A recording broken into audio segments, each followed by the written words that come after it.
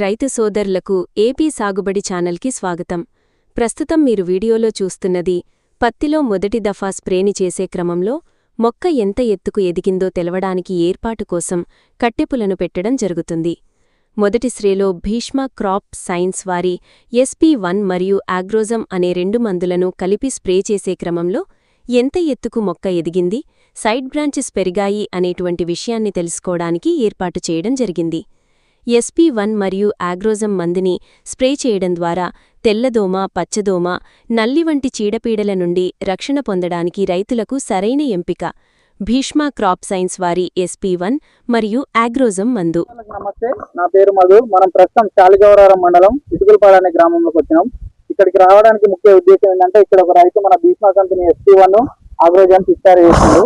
18వ తారీఖు జూలై 2026 తారీఖున మనది SP1 ఆగ్రోజమ్ పిచికారీ చేసింది. చేసి ఈ రోజుకి 5 రోజులు అవుతుంది.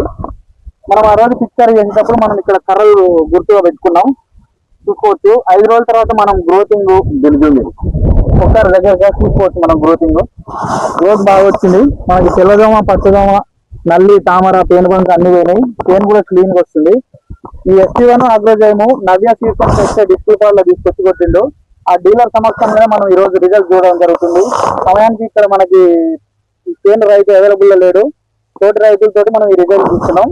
రిజల్ట్ మంచిగా ఉంది. రైతులందరూ SP1 ఆగ్రోజైమ్ వాడుకోవాలి. Thank you.